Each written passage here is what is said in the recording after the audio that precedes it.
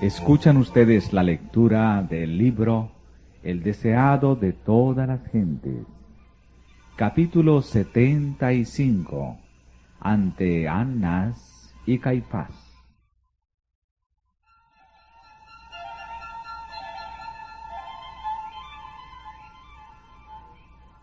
Llevaron apresuradamente a Jesús al otro lado del arroyo Cedrón, más allá de los huertos y olivares, y a través de las silenciosas calles de la ciudad dormida. Era más de medianoche, y los clamores de la turba aullante que le seguía rasgaban bruscamente el silencio nocturno. El Salvador iba atado y cuidadosamente custodiado, y se movía penosamente. Pero, con apresuramiento, sus apresadores se dirigieron con él al palacio de Anás, el ex sumo sacerdote.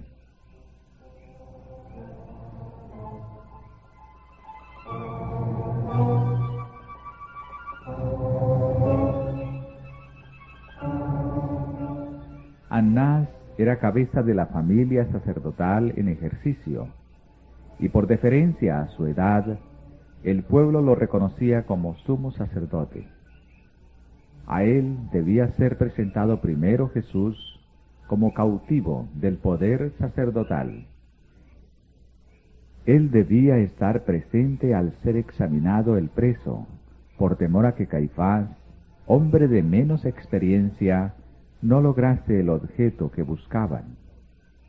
En esta ocasión, había que valerse de la artería y sutileza de Anás, porque había que obtener sin falta la condenación de Jesús.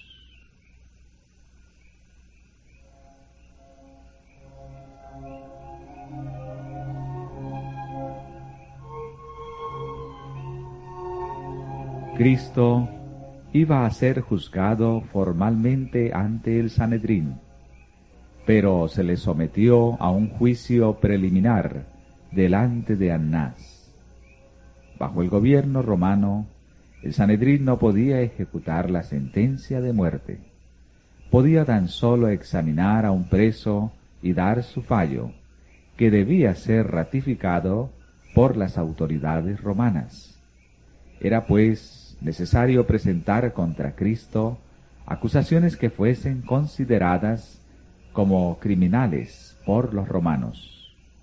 También debía hallarse una acusación que le condenase ante los judíos. No pocos de entre los sacerdotes y gobernantes habían sido convencidos por la enseñanza de Cristo, y sólo el temor de la excomunión les impedía confesarle.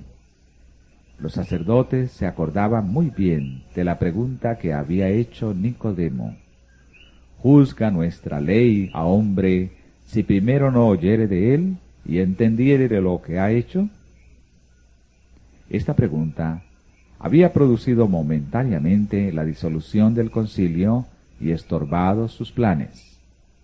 Esta vez no se iba a convocar a José de Arimatea ni a Nicodemo, pero habían otros que podrían atreverse a hablar en favor de la justicia. El juicio debía conducirse de manera que uniese a los miembros del Sanedrín contra Cristo. Había dos acusaciones que los sacerdotes deseaban mantener. Si se podía probar que Jesús había blasfemado, sería condenado por los judíos. Si se le convencía de sedición, esto aseguraría su condena por los romanos. Anás trató primero de establecer la segunda acusación. Interrogó a Jesús acerca de sus discípulos y sus doctrinas, esperando que el preso dijese algo que le proporcionaría material con que actuar.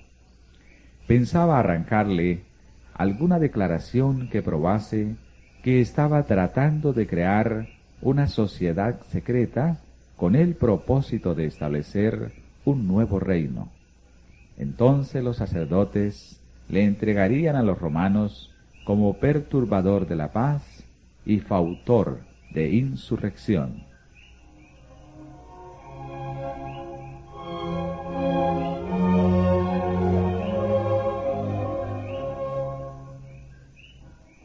Cristo leía el propósito del sacerdote como un libro abierto, como si discerniese el más íntimo pensamiento de su interrogador. Negó que hubiese entre él y sus seguidores vínculo secreto alguno, o que los hubiese reunido furtivamente y en las tinieblas para ocultar sus designios. No tenía secretos con respecto a sus propósitos o doctrinas. Yo manifiestamente he hablado al mundo, contestó. Yo siempre he enseñado en la sinagoga y en el templo, donde se juntan todos los judíos, y nada he hablado en oculto.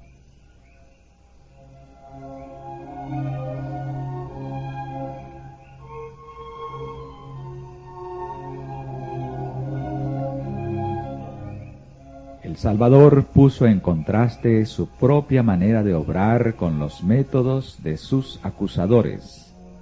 Durante meses le habían estado persiguiendo, procurando entramparle y emplazarle ante un tribunal secreto, donde mediante el perjurio pudiesen obtener lo que les era imposible conseguir por medios justos.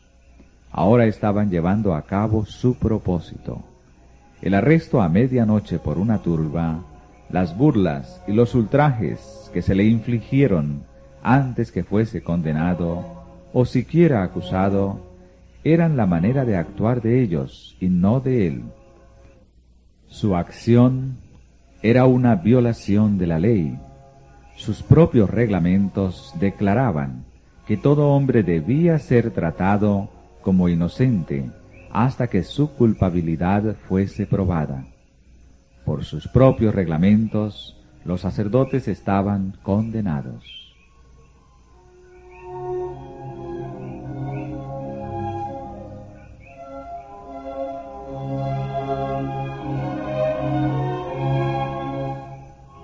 Volviéndose hacia su examinador, Jesús dijo: ¿Qué me preguntas a mí? ¿Acaso los sacerdotes y gobernantes no habían enviado espías para vigilar sus movimientos e informarlos de todas sus palabras?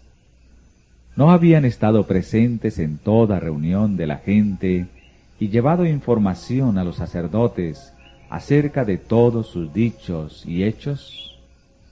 Pregunta a los que han oído, ¿qué les haya yo hablado? Replicó Jesús. He aquí, esos saben lo que yo he dicho.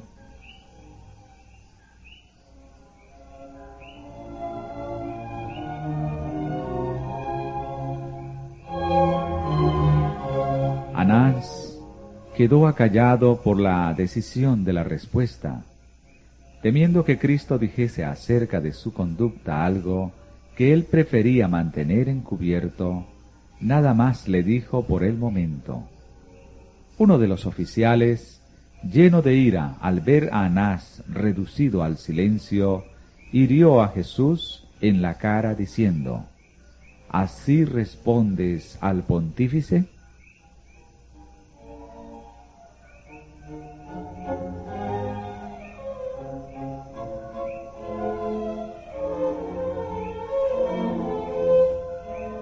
Cristo replicó serenamente: Si he hablado mal, da testimonio del mal, y si bien, ¿por qué me hieres?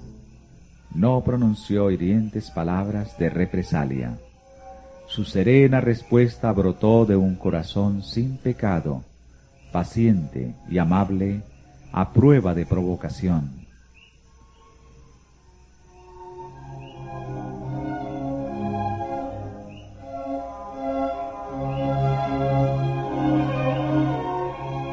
Cristo sufrió intensamente bajo los ultrajes y los insultos, en manos de los seres a quienes había creado y en favor de los cuales estaba haciendo un sacrificio infinito.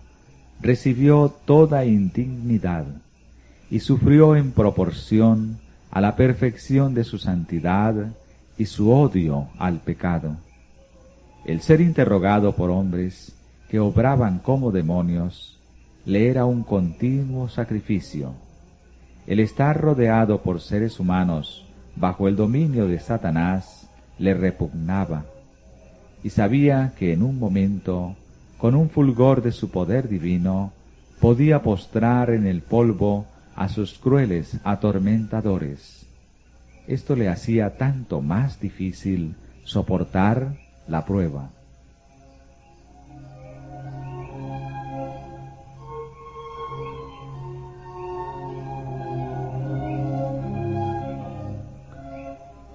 Los judíos esperaban a un Mesías que se revelase con manifestación exterior. Esperaban que, por un despliegue de voluntad dominadora, cambiase la corriente de los pensamientos de los hombres y los obligase a reconocer su supremacía. Así, creían ellos, obtendría su propia exaltación y satisfaría las ambiciosas esperanzas de ellos. Así que cuando Cristo fue tratado con desprecio, sintió una fuerte tentación a manifestar su carácter divino. Por una palabra, por una mirada, podía obligar a sus perseguidores a confesar que era Señor de reyes y gobernantes, sacerdotes y templo. Pero le incumbía la tarea difícil de mantenerse en la posición que había elegido como uno con la humanidad.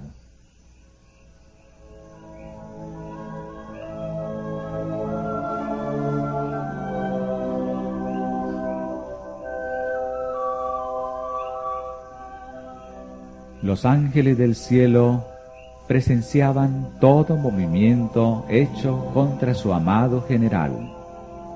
Anhelaban librar a Cristo. Bajo las órdenes de Dios, los ángeles son todopoderosos. En una ocasión, en obediencia a la orden de Cristo, mataron en una noche a 185,000 hombres del ejército asirio. Cuán fácilmente los ángeles que contemplaban la ignominiosa escena del juicio de Cristo podrían haber testificado su indignación consumiendo a los adversarios de Dios.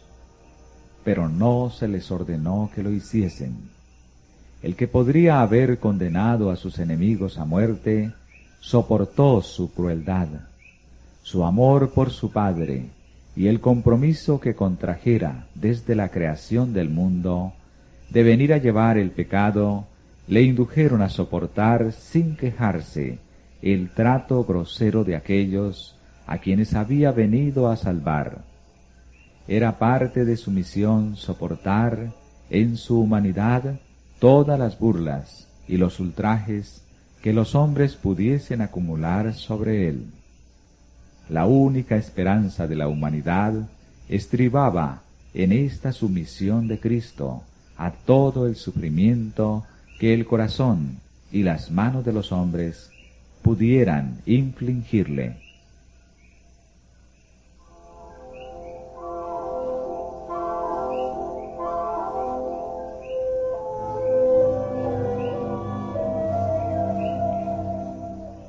Nada había dicho Cristo que pudiese dar ventaja a sus acusadores, y sin embargo estaba atado para indicar que estaba condenado.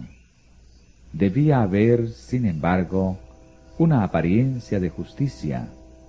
Era necesario que se viese una forma de juicio legal.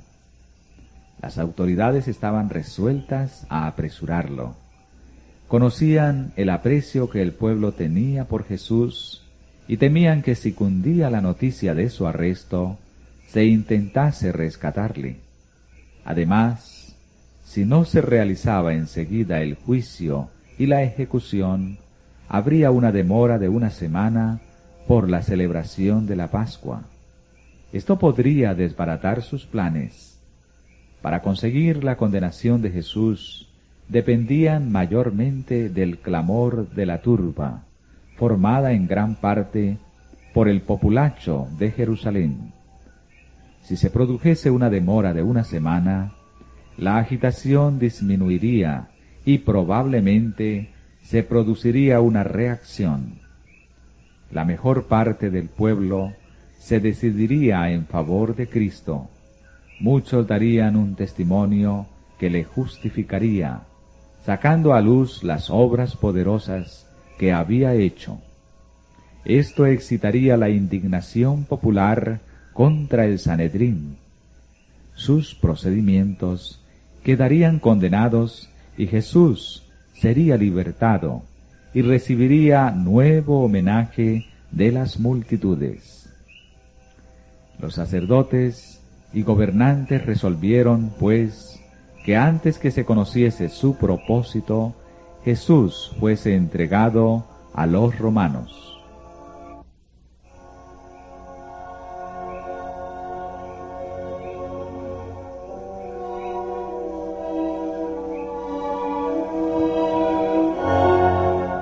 Pero ante todo, había que hallar una acusación. Hasta aquí nada habían ganado. Anás ordenó que Jesús fuese llevado a Caifás. Este pertenecía a los saduceos, algunos de los cuales eran ahora los más encarnizados enemigos de Jesús. Él mismo, aunque carecía de fuerza de carácter, era tan severo, despiadado e inescrupuloso como Anás. No dejaría sin probar medio alguno de destruir a Jesús. Era a hora de madrugada y muy oscuro. Así que a la luz de antorchas y linternas, el grupo armado se dirigió con su preso al palacio del sumo sacerdote. Allí, mientras los miembros del Sanedrín se reunían, Anás y Caifás volvieron a interrogar a Jesús, pero sin éxito.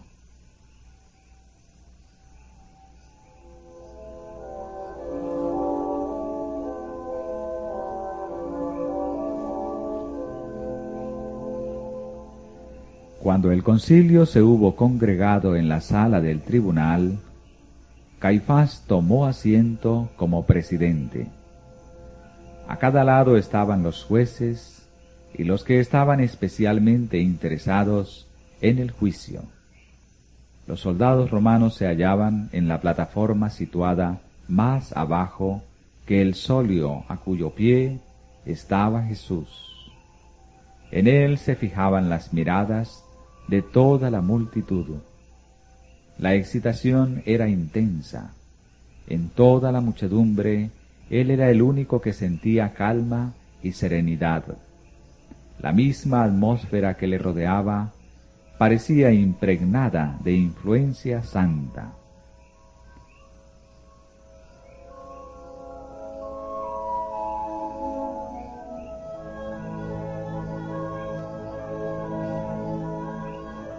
Caifás había considerado a Jesús como su rival. La avidez con que el pueblo oía al Salvador y la aparente disposición de muchos a aceptar sus enseñanzas habían despertado los acerbos celos del sumo sacerdote. Pero al mirar Caifás al preso, le embargó la admiración por su porte noble y digno. Sintió la convicción de que este hombre era de filiación divina. Al instante siguiente desterró despectivamente este pensamiento. Inmediatamente dejó oír su voz en tonos burlones y altaneros, exigiendo que Jesús realizase uno de sus grandes milagros delante de ellos. Pero sus palabras cayeron en los oídos del Salvador como si no las hubiese percibido. La gente comparaba el comportamiento excitado y maligno de Anás y Caifás con el porte sereno y majestuoso de Jesús. Aún en la mente de aquella multitud endurecida se levantó la pregunta: ¿será condenado como criminal este hombre de presencia y aspecto divinos?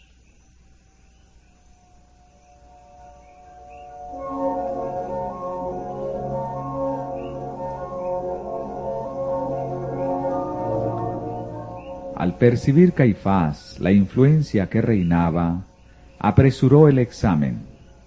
Los enemigos de Jesús se hallaban muy perplejos. Estaban resueltos a obtener su condenación, pero no sabían cómo lograrla. Los miembros del concilio estaban divididos entre fariseos y saduceos. Había acerba animosidad y controversia entre ellos, y no se atrevían a tratar ciertos puntos en disputa por temor a una rencilla. Con unas pocas palabras, Jesús podría haber excitado sus prejuicios unos contra otros, y así habría apartado de sí la ira de ellos. Caifás lo sabía, y deseaba evitar que se levantase una contienda. Había bastantes testigos para probar que Cristo había denunciado a los sacerdotes y escribas, que los había llamado hipócritas y homicidas, pero este testimonio no convenía. Los saduceos habían empleado un lenguaje similar en sus agudas disputas con los fariseos, y un testimonio tal no habría tenido peso para los romanos, a quienes disgustaban las pretensiones de los fariseos. Había abundantes pruebas de que Jesús había despreciado las tradiciones de los judíos y había hablado con irreverencia de muchos de sus ritos. Pero acerca de la tradición, los fariseos y los saduceos estaban en conflicto, y estas pruebas no habrían tenido tan poco peso para los romanos. Los enemigos de Cristo no se atrevían a acusarle de violar el sábado, no fuese que un examen revelase el carácter de su obra.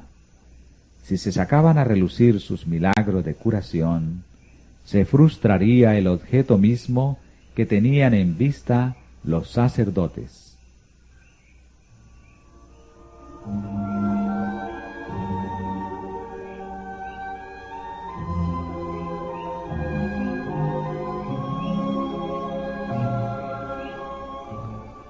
Habían sido sobornados falsos testigos para que acusasen a Jesús de incitar a la rebelión y de procurar establecer un gobierno separado. Pero su testimonio resultaba vago y contradictorio. Bajo el examen, desmentían sus propias declaraciones.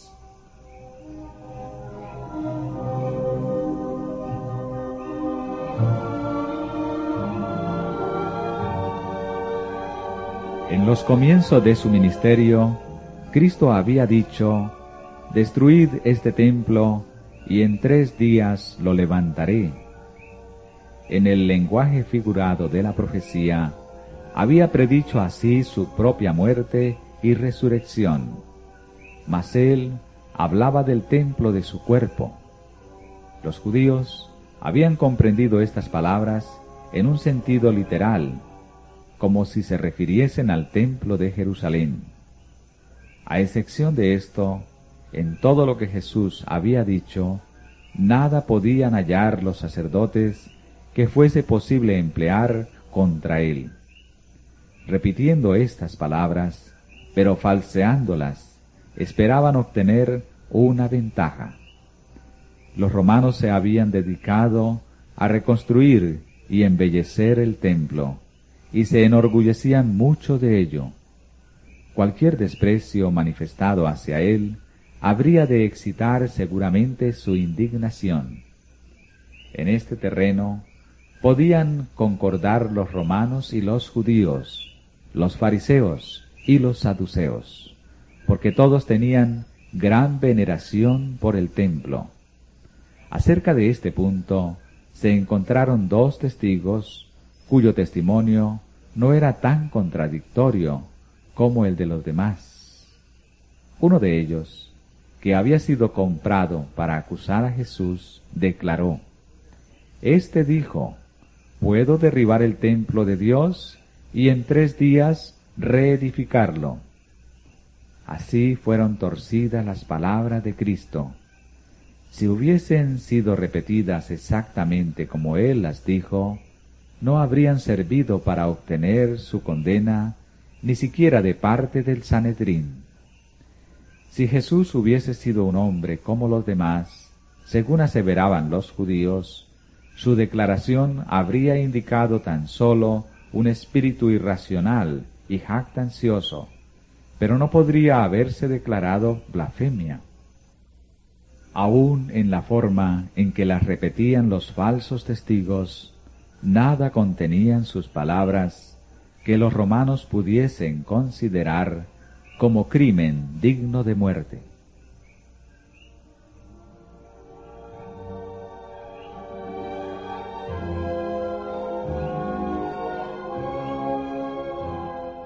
Pacientemente Jesús escuchaba los testimonios contradictorios. Ni una sola palabra pronunció en su defensa. Al fin, sus acusadores quedaron enredados, confundidos y enfurecidos. El proceso no adelantaba. Parecía que las maquinaciones iban a fracasar. Caifás se desesperaba. Quedaba un último recurso. Había que obligar a Cristo a condenarse a sí mismo. El sumo sacerdote se levantó del sitial del juez, con el rostro descompuesto por la pasión, e indicando claramente por su voz y su porte que, si estuviese en su poder, heriría al preso que estaba delante de él. ¿No respondes nada?, exclamó. ¿Qué testifican estos contra ti?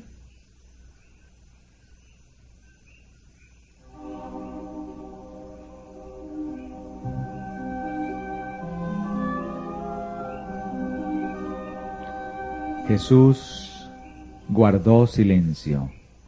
Angustiado él y afligido, no abrió su boca. Como cordero fue llevado al matadero, y como oveja delante de sus trasquiladores, enmudeció y no abrió su boca.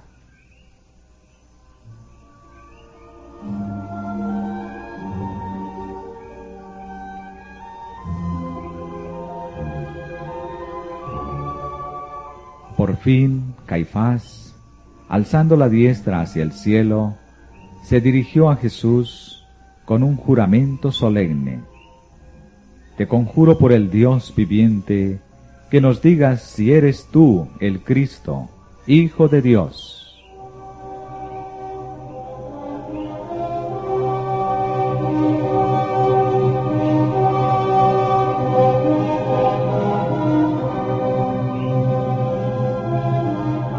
Cristo no podía callar ante esta demanda. Había tiempo en que debía callar y tiempo en que debía hablar. No habló hasta que se le interrogó directamente. Sabía que el contestar ahora aseguraría su muerte, pero la demanda provenía de la más alta autoridad reconocida en la nación y en el nombre del Altísimo. Cristo no podía menos que demostrar el debido respeto a la ley. Más que esto, su propia relación con el Padre había sido puesta en tela de juicio.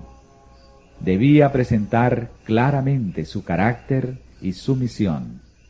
Jesús había dicho a sus discípulos: cualquiera pues que me confesare delante de los hombres, le confesaré yo también delante de mi Padre que está en los cielos. Ahora, por su propio ejemplo, repitió la lección.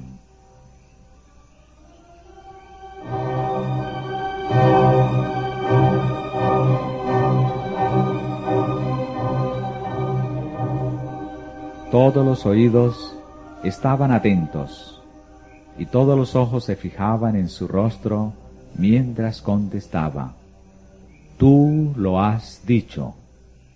Una luz celestial parecía iluminar su semblante pálido, mientras añadía: y aún os digo que desde ahora habéis de ver al Hijo del Hombre sentado a la diestra de la potencia de Dios, y que viene en las nubes del cielo.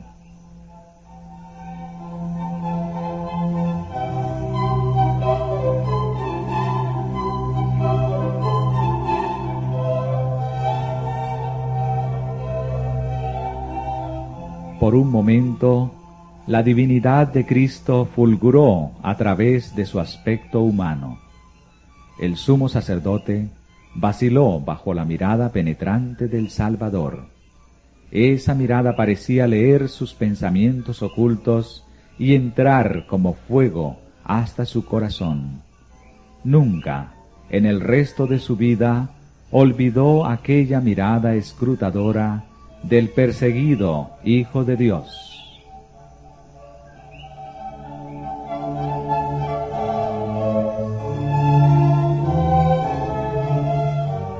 Desde ahora, dijo Jesús, habéis de ver al Hijo del Hombre sentado a la diestra de la potencia de Dios, y que viene en las nubes del cielo.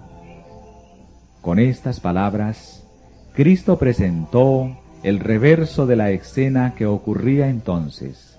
Él, el Señor de la vida y la gloria, estaría sentado a la diestra de Dios.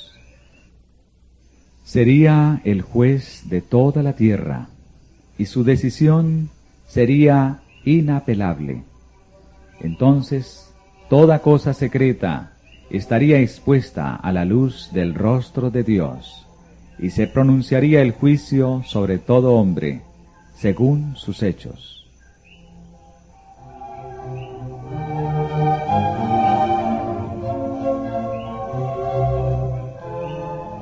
Las palabras de Cristo hicieron estremecer al sumo sacerdote. El pensamiento de que hubiese de producirse una resurrección de los muertos que hiciese comparecer a todos ante el tribunal de Dios para ser recompensados según sus obras, era un pensamiento que aterrorizaba a Caifás. No deseaba creer que en lo futuro hubiese de recibir sentencia de acuerdo con sus obras. Como en un panorama, surgieron ante su espíritu las escenas del juicio final. Por un momento, vio el pavoroso espectáculo de los sepulcros devolviendo sus muertos, con los secretos que esperaba estuviesen ocultos para siempre. Por un momento, se sintió como delante del juez eterno, cuyo ojo, que lo ve todo, estaba leyendo su alma y sacando a luz misterios que él suponía ocultos con los muertos.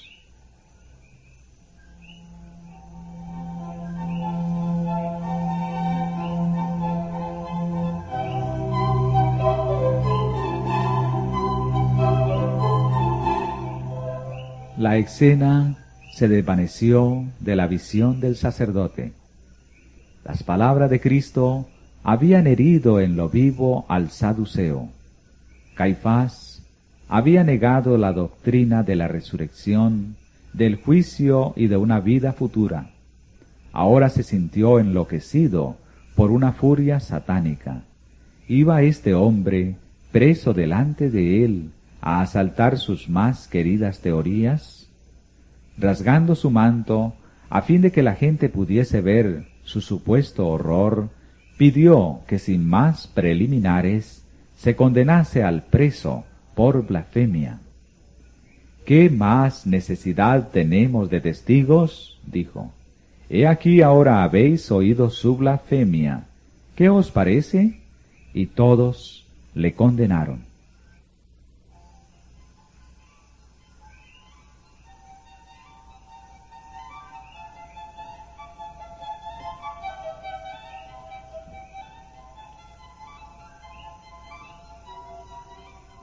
La convicción mezclada con la pasión había inducido a Caifás a obrar como había obrado. Estaba furioso consigo mismo por creer las palabras de Cristo, y en vez de rasgar su corazón bajo un profundo sentimiento de la verdad y confesar que Jesús era el Mesías, rasgó sus ropas sacerdotales en resuelta resistencia. Este acto tenía profundo significado.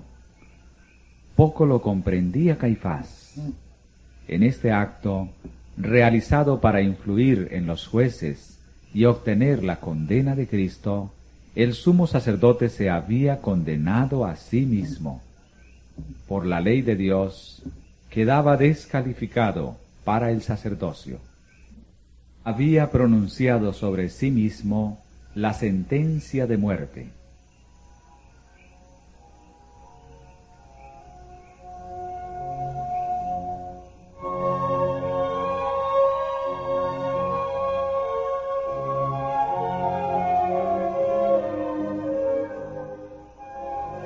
El sumo sacerdote no debía rasgar sus vestiduras. La ley levítica lo prohibía bajo sentencia de muerte. En ninguna circunstancia, en ninguna ocasión, había de desgarrar el sacerdote sus ropas, como era, entre los judíos, costumbre hacerlo en ocasión de la muerte de amigos y deudos. Los sacerdotes no debían observar esta costumbre. Cristo había dado a Moisés órdenes expresas acerca de esto.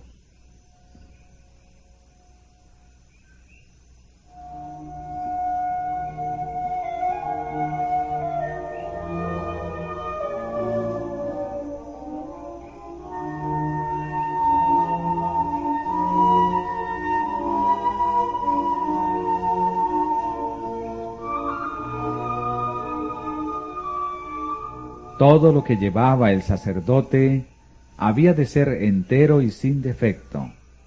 Estas hermosas vestiduras oficiales representaban el carácter del gran prototipo, Jesucristo. Nada que no fuese perfecto en la vestidura y la actitud, en las palabras y el espíritu, podía ser aceptable para Dios. Él es santo, y su gloria y perfección deben ser representadas por el servicio terrenal. Nada que no fuese la perfección podía representar debidamente el carácter sagrado del servicio celestial. El hombre finito podía rasgar su propio corazón mostrando un espíritu contrito y humilde. Dios lo discernía. Pero ninguna desgarradura debía ser hecha en los mantos sacerdotales, porque esto mancillaría la representación de las cosas celestiales.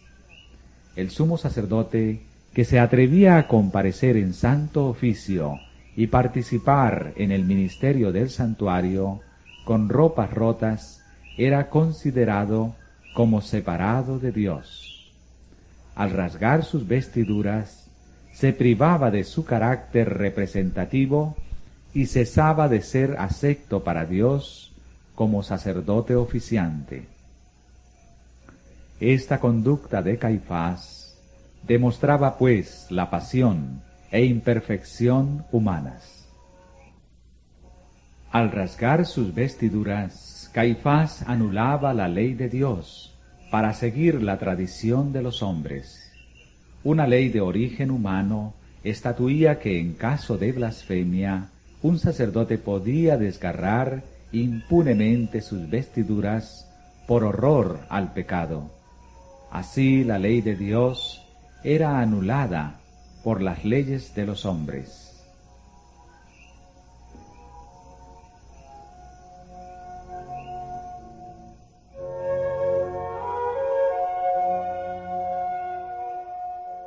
Cada acción del sumo sacerdote era observada con interés por el pueblo, y Caifás pensó ostentar así su piedad para impresionar. Pero en este acto, destinado a acusar a Cristo, estaba vilipendiando a aquel de quien Dios había dicho: «Mi nombre está en él». Él mismo estaba cometiendo blasfemia. Estando él mismo bajo la condenación de Dios, pronunció sentencia contra Cristo como blasfemo.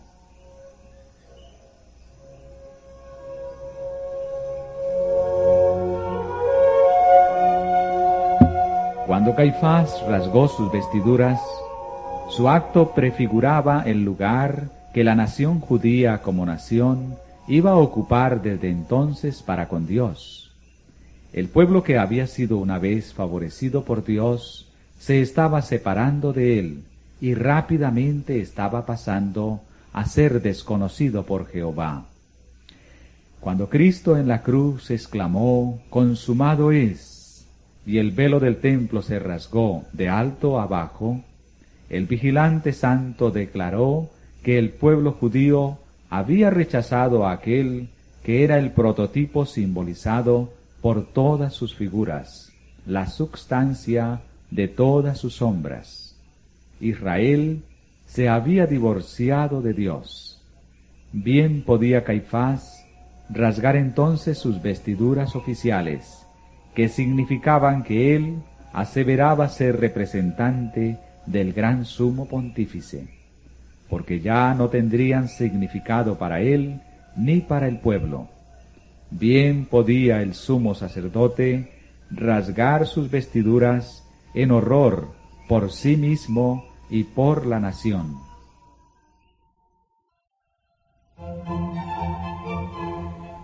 El Sanedrín había declarado a Jesús digno de muerte, pero era contrario a la ley judaica juzgar a un preso de noche.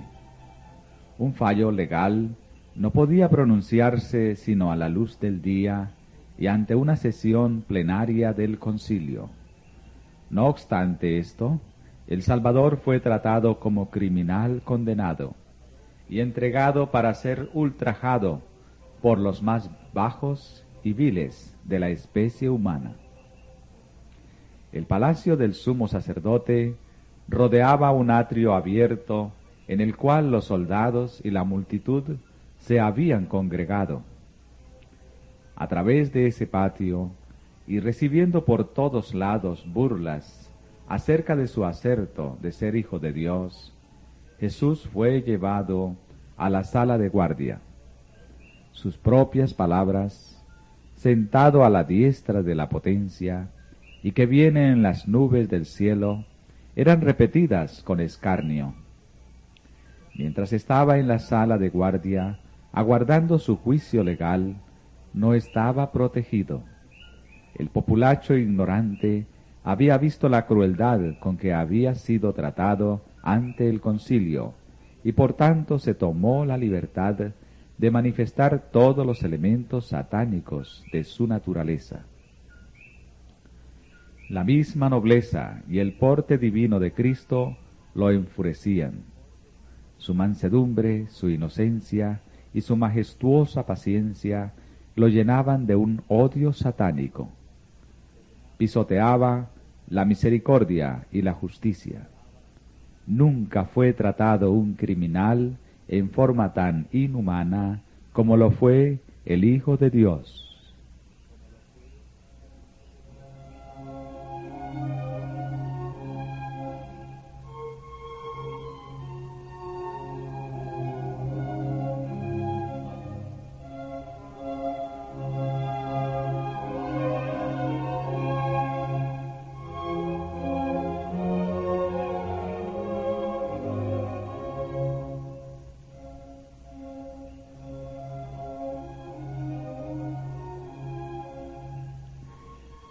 Pero una angustia más intensa desgarraba el corazón de Jesús. Ninguna mano enemiga podría haberle asestado el golpe que le infligió su dolor más profundo. Mientras estaba soportando las burlas de un examen delante de Caifás, Cristo había sido negado por uno de sus propios discípulos.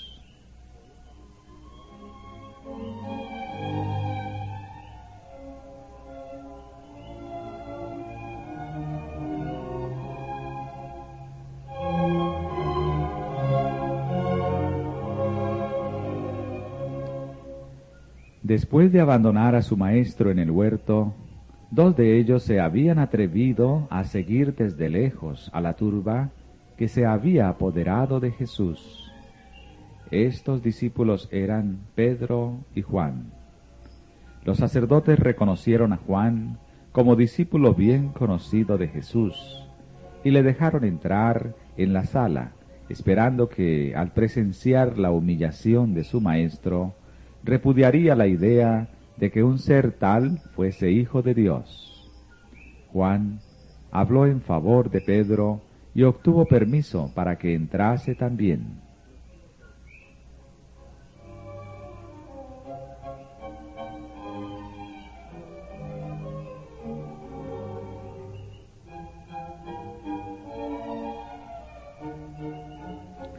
En el atrio se había encendido un fuego, porque era la hora más fría de la noche, precisamente antes del alba.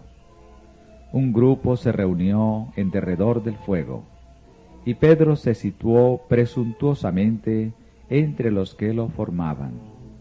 No quería ser reconocido como discípulo de Jesús, y mezclándose negligentemente con la muchedumbre, esperaba pasar por alguno de aquellos que habían traído a Jesús a la sala.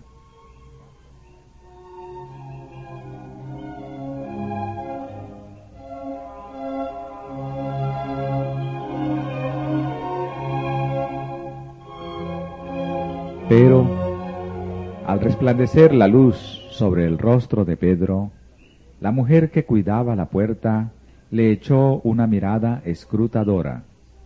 Ella había notado que había entrado con Juan, observó el aspecto de abatimiento que había en su cara y pensó que sería un discípulo de Jesús. Era una de las criadas de la casa de Caifás y tenía curiosidad por saber si estaba en lo cierto. Dijo a Pedro: ¿No eres tú también de los discípulos de este hombre? Pedro se sorprendió y confundió. Al instante, todos los ojos del grupo se fijaron en él. Él hizo como que no la comprendía, pero ella insistió y dijo a los que la rodeaban que ese hombre estaba con Jesús. Pedro se vio obligado a contestar y dijo airadamente: «Mujer, no le conozco». Esta era la primera negación, e inmediatamente el gallo cantó. «Oh Pedro, ¿tan pronto te avergüenzas de tu maestro? ¿Tan pronto niegas a tu Señor?»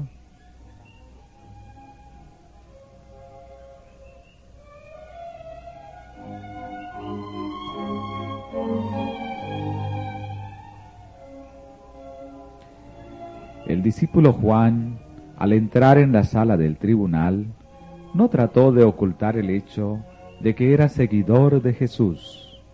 No se mezcló con la gente grosera que vilipendiaba a su maestro. No fue interrogado, porque no asumió una falsa actitud y así no se hizo sospechoso. Buscó un rincón retraído donde quedase inadvertido para la muchedumbre, pero tan cerca de Jesús como le fuese posible estar. Desde allí pudo ver y oír todo lo que sucedió durante el proceso de su Señor.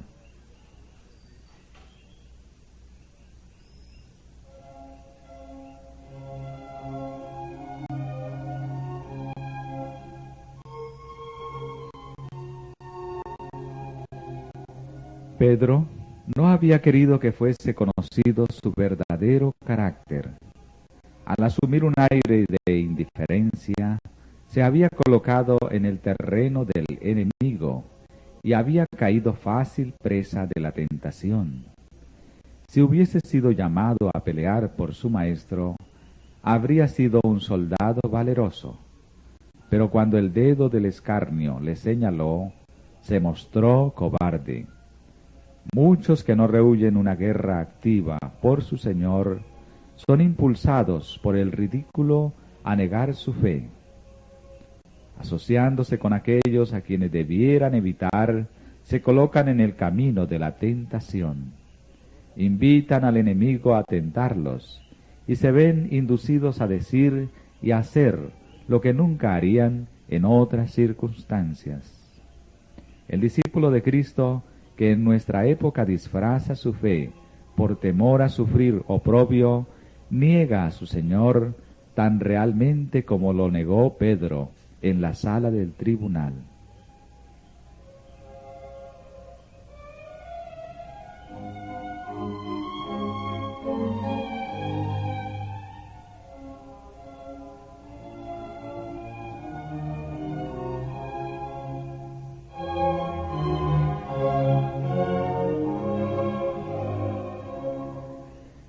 Pedro procuraba no mostrarse interesado en el juicio de su maestro, pero su corazón estaba desgarrado por el pesar al oír las crueles burlas y ver los ultrajes que sufría. Más aún, se sorprendía y airaba de que Jesús se humillase a sí mismo y a sus seguidores sometiéndose a un trato tal. A fin de ocultar sus verdaderos sentimientos, trató de unirse a los perseguidores de Jesús en sus bromas inoportunas, pero su apariencia no era natural. Mentía por sus actos, y mientras procuraba hablar despreocupadamente, no podía refrenar sus expresiones de indignación por los ultrajes infligidos a su maestro.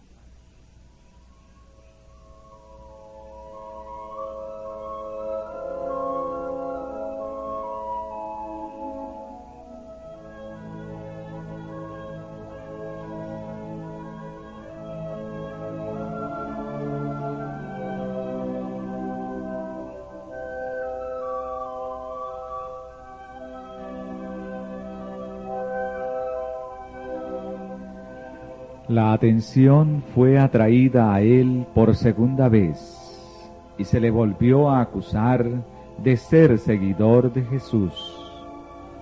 Declaró ahora con juramento: no conozco al hombre.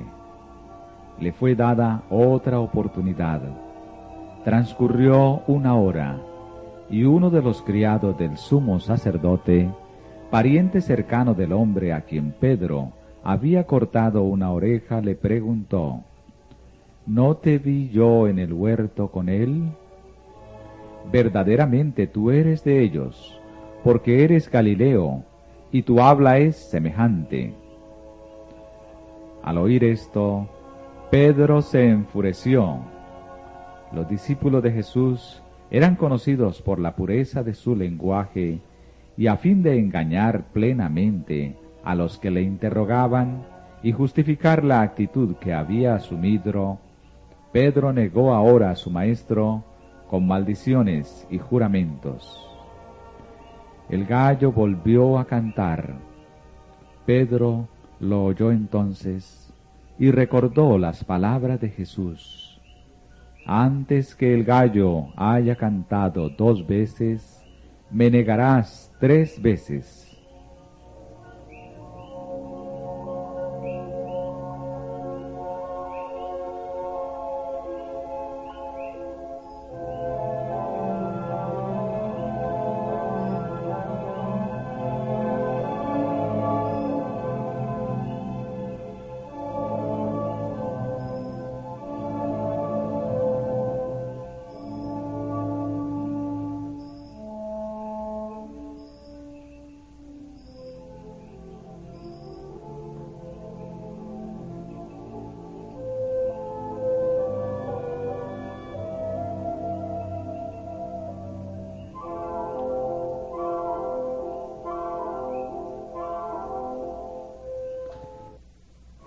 Mientras los juramentos envilecedores estaban todavía en los labios de Pedro y el agudo canto del gallo repercutía en sus oídos, el Salvador se desvió de sus ceñudos jueces y miró de lleno a su pobre discípulo. Al mismo tiempo, los ojos de Pedro fueron atraídos hacia su maestro. En aquel amable semblante leyó profunda compasión y pesar, pero no había ira.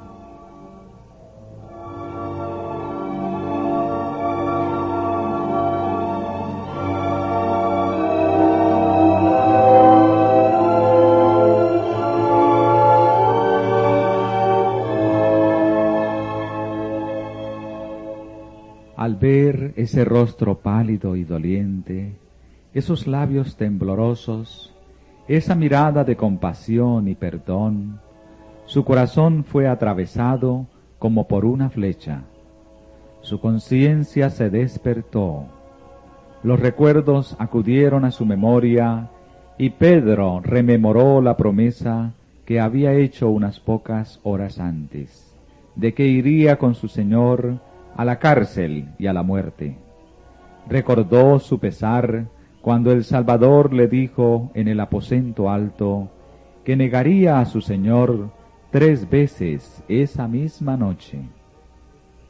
Pedro acababa de declarar que no conocía a Jesús, pero ahora comprendía con amargo pesar cuán bien su Señor lo conocía a él y cuán exactamente había discernido su corazón, cuya falsedad desconocía él mismo.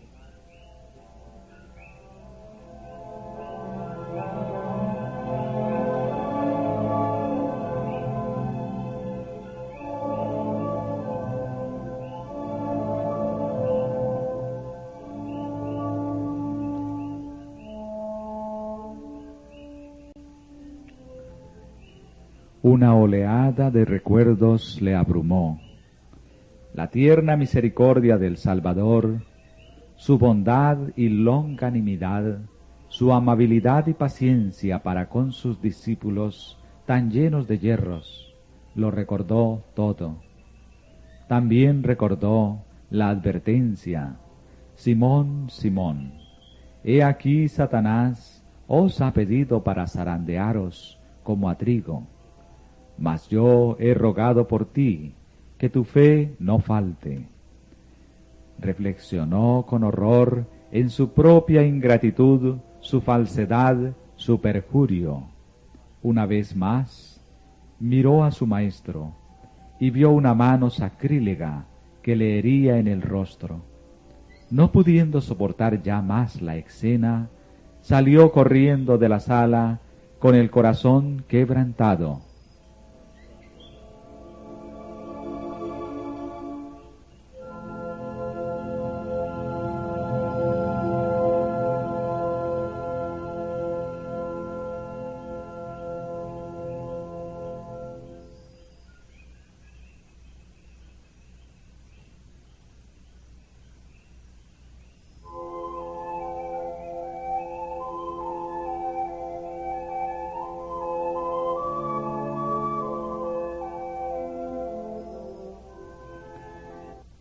Siguió corriendo en la soledad y las tinieblas, sin saber ni querer saber a dónde. Por fin se encontró en Getsemaní. Su espíritu evocó vívidamente la escena ocurrida algunas horas antes. El rostro dolorido de su Señor, manchado con su sudor de sangre y convulsionado por la angustia, surgió delante de él. Recordó con amargo remordimiento que Jesús había llorado y agonizado en oración solo, mientras que aquellos que debieran haber estado unidos con él en esa hora penosa estaban durmiendo. Recordó su solemne encargo: velad y orad, para que no entréis en tentación. Volvió a presenciar la escena de la sala del tribunal. Torturaba su sangrante corazón el saber que había añadido él la carga más pesada a la humillación y el dolor del Salvador. En el mismo lugar donde Jesús había derramado su alma agonizante ante su Padre, cayó Pedro sobre su rostro y deseó morir.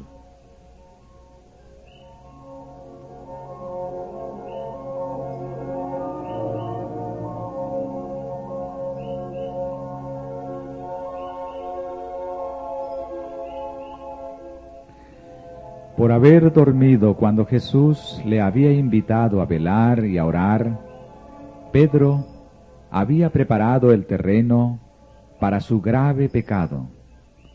Todos los discípulos, por dormir en esa hora crítica, sufrieron una gran pérdida.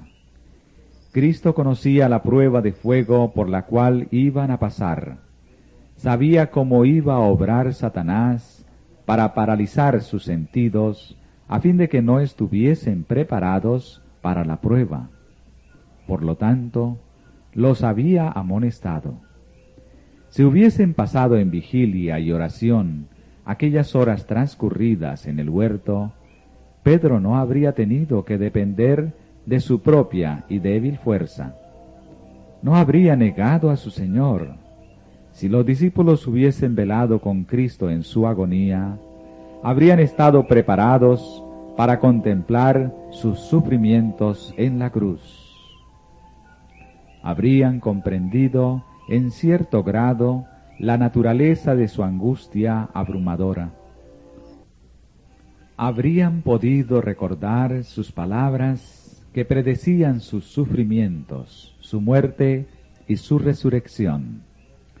En medio de la lobreguez de la hora más penosa, algunos rayos de luz habrían iluminado las tinieblas y sostenido su fe.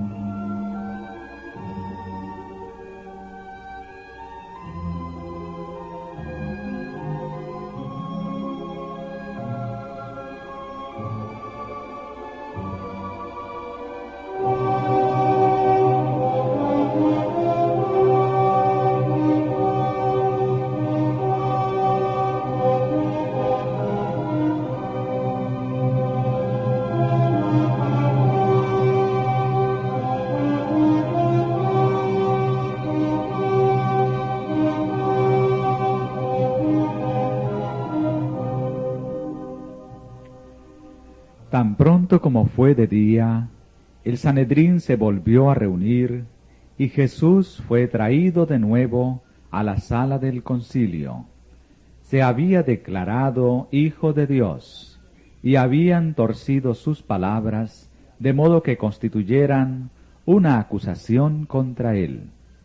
Pero no podían condenarle por esto, porque muchos de ellos no habían estado presentes en la sesión nocturna y no habían oído sus palabras, y sabían que el tribunal romano no hallaría en ellas cosa digna de muerte.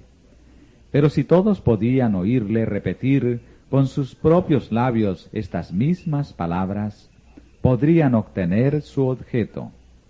Su aserto de ser el Mesías podía ser torcido hasta hacerlo aparecer como una tentativa de sedición política.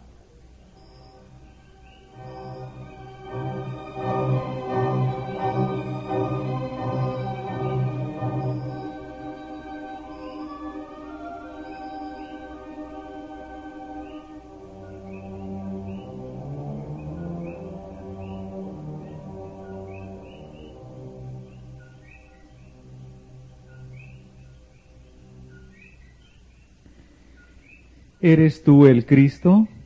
Dijeron, dínoslo. Pero Cristo permaneció callado. Continuaron acosándole con preguntas. Al fin, con acento de la más profunda tristeza, respondió, si os lo dijere, no creeréis, y también si os preguntare, no me responderéis, ni me soltaréis. Pero a fin de que quedasen sin excusa, añadió la solemne advertencia, mas después de ahora, el Hijo del Hombre se asentará a la diestra de la potencia de Dios.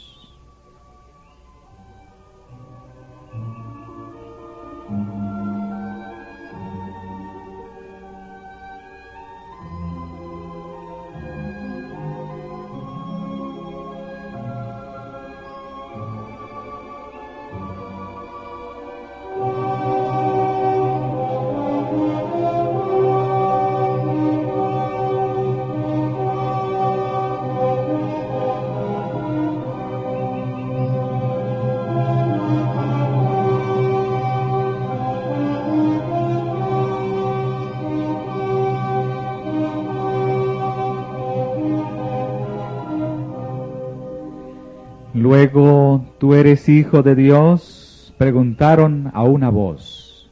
Y él les dijo, vosotros decís que soy. Clamaron entonces, ¿qué más testimonio deseamos? Porque nosotros lo hemos oído de su boca.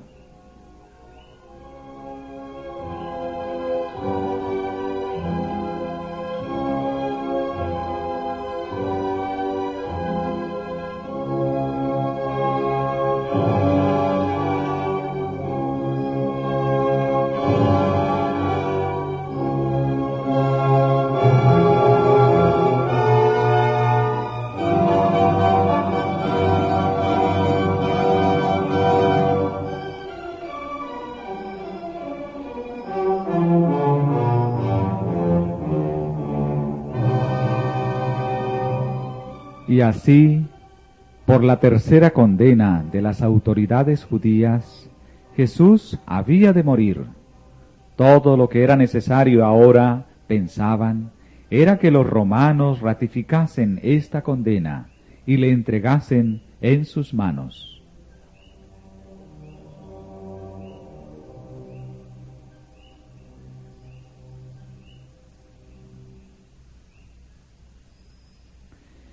Entonces se produjo la tercera escena de ultrajes y burlas, peores aún que las infligidas por el populacho ignorante.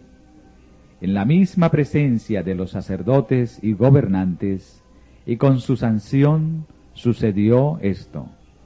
Todo sentimiento de simpatía o humanidad se había apagado en su corazón.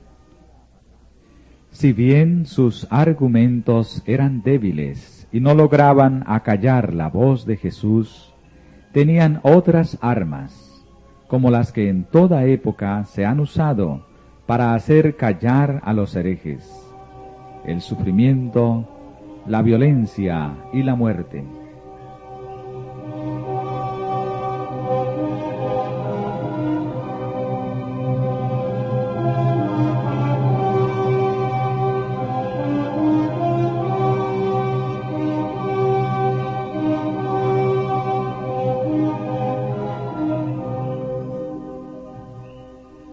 Cuando los jueces pronunciaron la condena de Jesús, una furia satánica se apoderó del pueblo.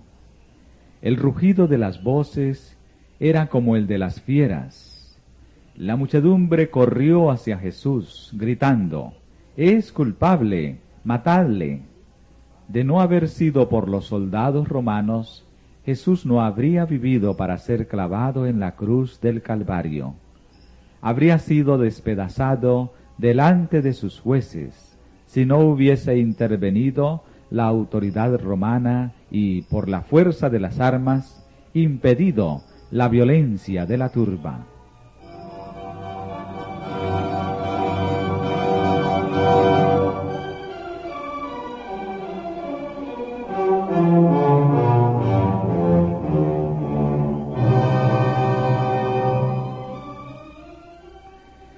Los paganos se airaron al ver el trato brutal infligido a una persona contra quien nada había sido probado. Los oficiales romanos declararon que los judíos, al pronunciar sentencia contra Jesús, estaban infringiendo las leyes del poder romano, y que hasta era contrario a la ley judía condenar a un hombre a muerte por su propio testimonio. Esta intervención introdujo cierta calma en los procedimientos, pero en los dirigentes judíos habían muerto la vergüenza y la compasión.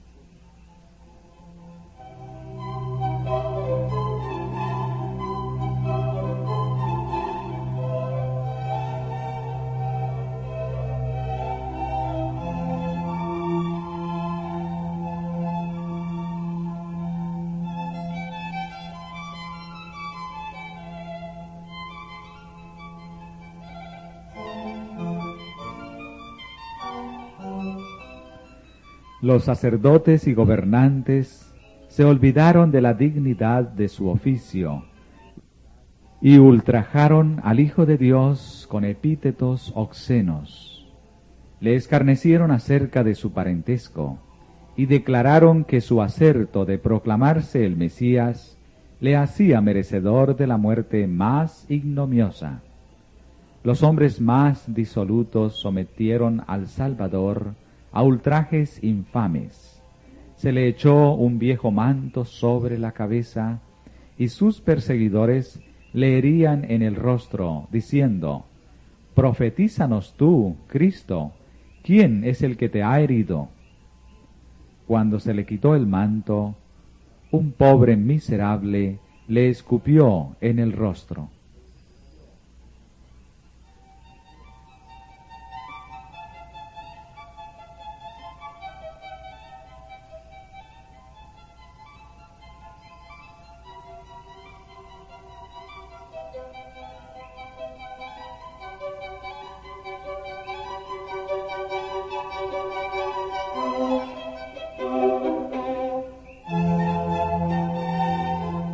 Los ángeles de Dios registraron fielmente toda mirada, palabra y acto insultantes, de los cuales fue objeto su amado general. Un día, los hombres viles que escarnecieron y escupieron el rostro sereno y pálido de Cristo, mirarán aquel rostro en su gloria, más resplandeciente que el sol.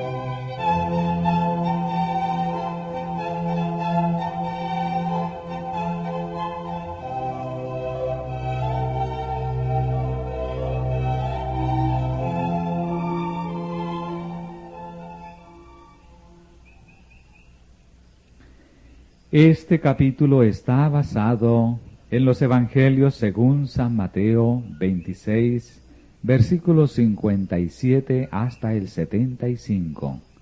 Capítulo 27, versículo 1. También el Evangelio según San Marcos